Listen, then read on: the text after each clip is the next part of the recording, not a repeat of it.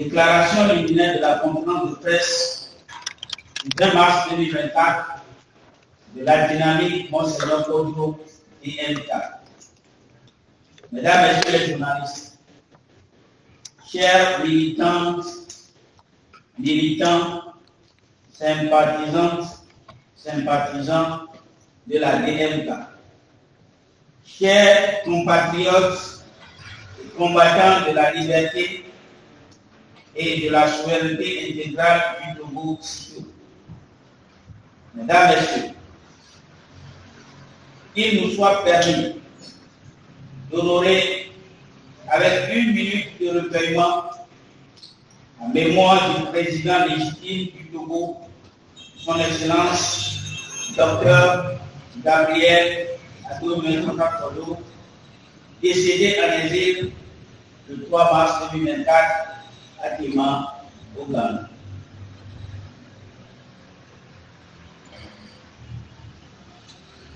Le contexte d'exception dans lequel est survenu le décès du président légitime du Togo a conduit à l'activation de l'article 146 de la Constitution togolaise fondant la mise en place du Conseil d'État du gouvernement légitime du Togo en exil, présidé à son Excellence Dr Eden Adou Kossi. Ainsi, depuis le 8 mars 2024, le Conseil des ministres du gouvernement légitime du Togo en exil a pris 3 décrets importants faisant du 22 février 2020 la journée de la souveraineté du patriarche de la nation, son Excellence Monseigneur Philippe Kodjo, père de l'alternance, et du président légitime du Togo, son Excellence Dr Gabriel Adomé-Kodo, père de la souveraineté intégrale du Togo. Au terme des 10 jours de deuil national décrété du jeudi 7 au dimanche 17 mars 2024 et dans la droite ligne de l'adresse à la nation du 18 mars 2024 du président du Conseil d'État du gouvernement légitime du Togo en exil, l'écosystème DMK vient rompre le silence, nonobstant la vive douleur qu'il étreint la nation tout entière en raison de la gravité des derniers développements de l'actualité nationale. Les décès subites en exil en Suède et au Ghana à Tema dans 2 mois des 2 grands hommes d'État et piliers de la lutte souverainiste de la libération nationale du Togo dans un contexte de vide institutionnel, d'élections législatives et régionales controversées et de coup d'État constitutionnel par une Assemblée nationale illégitime et illégale interpelle plus d'un Togolais même dans les rangs de la dictature militaro-clanique néocolonialiste multidécennale.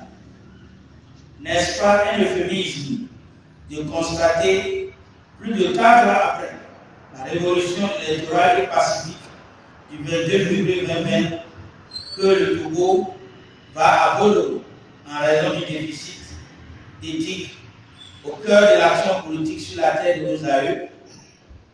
Le temps n'est-il pas enfin arrivé de le privilégier tous ensemble, rien que l'intérêt supérieur du Togo, en transformant en plateforme revendicative commune la lettre ouverte à la CEDEAO du 12 mars 2024 au Conseil d'État du gouvernement légitime du Togo en exil?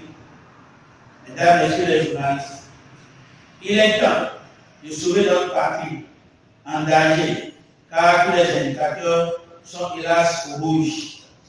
Notre pays est actuellement confronté à une crise politique sans précédent, grevée d'une quadruple crise identitaire, managériale, sociale et éthique. Depuis le règne de la famille Nassingé au Togo, près de 60 ans, certains Togolais n'ont pas droit au travail, ils n'ont pas droit à la liberté, ils n'ont pas droit de jouir de leurs droits, ils n'ont pas droit de vivre dans leur propre pays, et pour cause.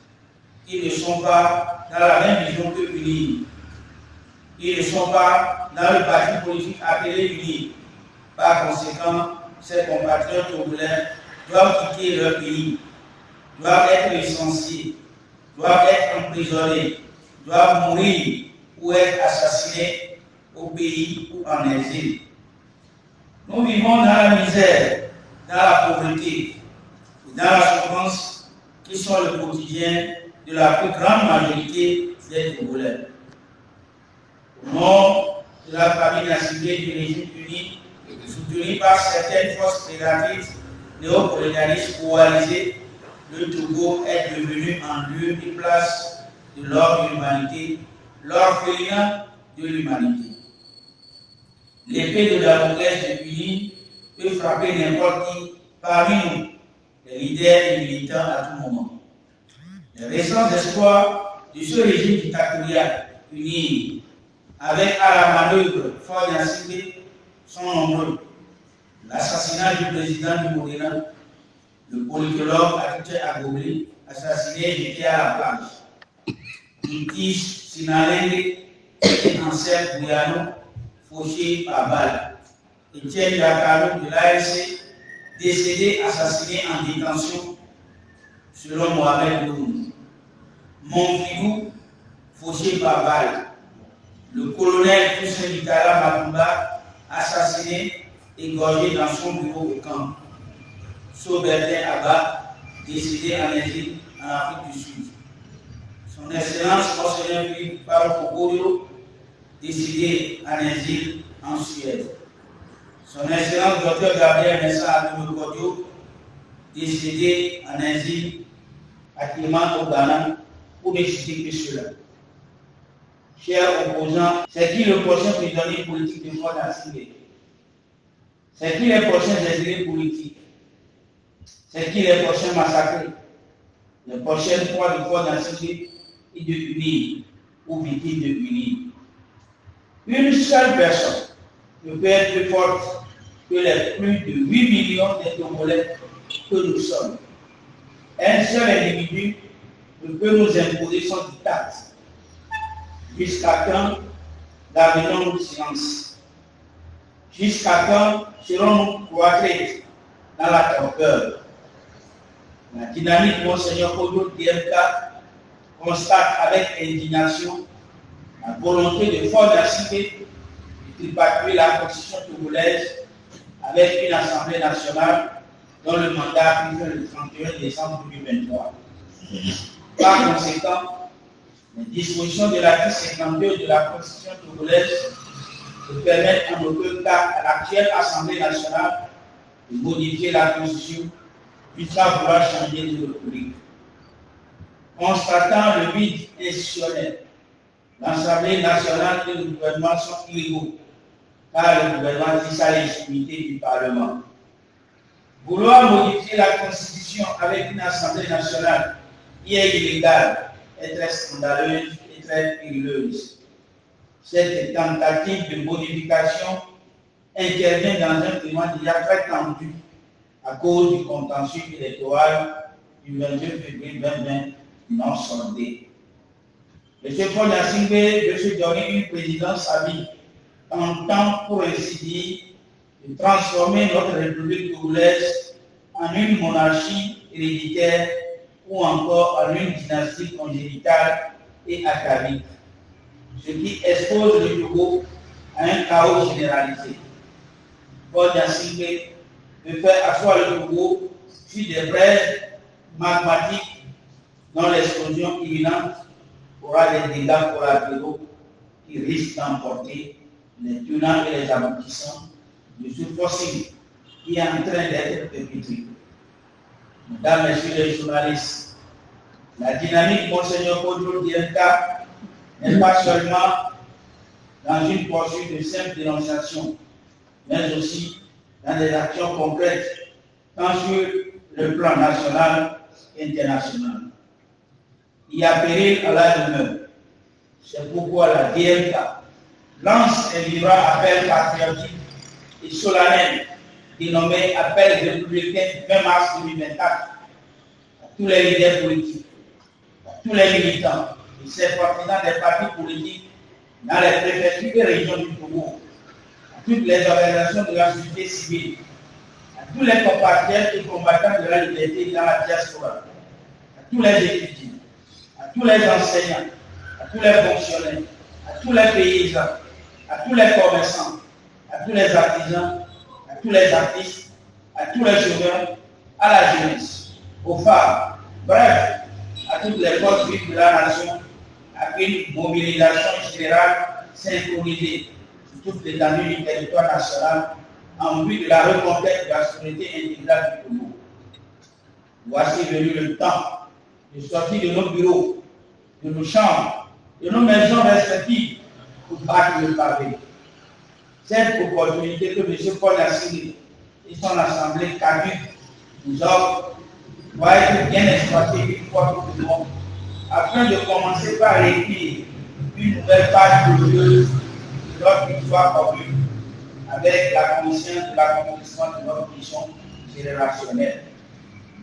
Les opposants qui vont aux élections, ceux qui n'y vont pas, nous retrouvons rapidement dans un mouvement d'ensemble pour la convergence de nos énergies afin de libérer le peuple congolais du joug de l'esclavage et de la servitude diabolique. La dynamique Monseigneur Kodou Diemka lance un vibrant appel à tous les leaders politiques et de la société civile, de même qu'à la diaspora congolaise, de par le monde, en vue de la constitution d'un large fonds de refuge pour le salut du Togo.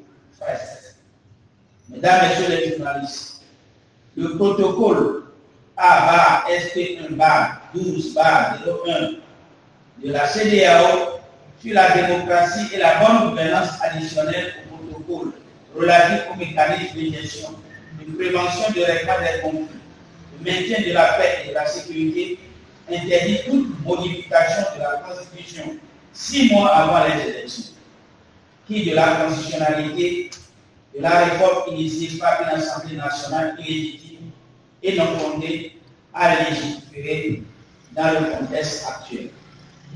Cet énième coup de force contre le souverain peuple congolais est celui de trop depuis le 5 février 2005. Et la nation tout entière doit y mettre fin, aidée par les forces de défense et de sécurité, dont le serment au drapeau congolais les interpelle aujourd'hui plus que jamais. La DMK conseille vivement M. Paul Nassiri d'écouter la voix du souverain peuple togolais pour éviter le chaos pour notre pays. Le peuple togolais ne veut plus de vous et n'a jamais voulu de vous, puisque vous étiez venus au pouvoir dans un bain de sang de moins 1500 victimes togolaises, selon les rapports documentés. Un homme sage doit tirer toutes les conséquences qui s'imposent. La DMK tiendra pour responsable M. Paul Nassiri, son régime et son Assemblée nationale, tous illégitimes illégaux, de tous les troubles et violences qui adviendraient en raison du forcing constitutionnel en cours et prend à témoin l'opinion publique nationale et internationale. La DMK informe la CEDEAO, l'Union africaine, l'Organisation internationale de la francophonie, le G5 et l'ensemble des représentations étrangères accréditées au Togo du danger qui guette le peuple togolais et leur demande d'agir à temps afin d'éviter de jouer sa propre pays. Elle rappelle opportunément la lettre ouverte du 12 mars 2024 de son Excellence Dr. Edem Atou-Kouassi, président du Conseil d'État du gouvernement légitime du Togo en exil, dont il urge de prendre la mesure tout en réitérant son invite à toute la classe politique à en faire une plateforme revendicative dans l'intérêt supérieur de la nation tout entière. L'écosystème de la DMK exprime sa profonde gratitude au souverain peuple togolais pour ses soutiens multiformes, aussi bien à la famille politique qu'à la famille biologique du président de la République en ces moments de guerre. Elle rappelle au souverain peuple togolais que le combat souverainiste pour lequel sont décédés en exil son Excellence Monseigneur Philippe Pano et son Excellence Dr. Gabriel Nessan Nokodo sera résolument poursuivi en vue de l'implémentation du critique transition constituante et fondation éthique du Togo. l'écosystème DNK rappelle avec force que tout ce qui vivent avec des fréquences obsolètes doit changer parce que la conscience collective évolue et est actuellement réveillée par les derniers décès en exil et le coup de force constitutionnel en cours. La DMK reconnaît que le problème de ce régime illégitime, c'est la peur. La peur du lendemain pour avoir géré sans bataille et de façon chaotique notre pays pendant 60 ans. La DMK rappelle le cadre uni à certains ministres, à certains préfets et maires, à certains directeurs de société, députés ou militants unis, que la vengeance et les règlements de compte ne sont pas inscrits dans son agenda. À vouloir pratiquer le forcing à chaque fois, d'autres forfaitures se perpètrent et compromettent dangereusement l'avenir. L'avenir est déjà sombre. Le fait d'être dans un but institutionnel et que le régime illégitime uni avec une assemblée nationale illégale et un gouvernement illégal tente de manière utopique de passer outre le souverain peuple togolais en violation des dispositions communautaires de la CEDEAO pour changer de république sans une constituante. Le thème d'une assise nationale inclusive présage assurément d'un lendemain incertain pour la nation tout entière. Qui paieront la facture? Qui ramasseront les pots cassés? Le volcan en état de veille ne nous fait-il pas peur? Le fait que les images des députés membres de la commission de loi de l'Assemblée illégale circulent sur des réseaux sociaux avec des propos de menaces de mort anonymes ne donne-t-il pas le signal fort pour arrêter le forcing? L'écosystème DMK, fort de tout ce qui précède, relève que les dernières épreuves nationales constituent indéniablement les guillons de l'irréversible changement de république consacrant le souverain choix du souverain peuple togolais opéré en toute conscience le 22 février 2020, contrairement aux prestidigitations des faucheurs de la République. Patriotes de tous horizons, de vous, luttons sans défaillance pour la souveraineté intégrale du Togo. Fait à Lomé, le 20 mars 2024, la dynamique Monseigneur Kodo, DMK. Je vous remercie.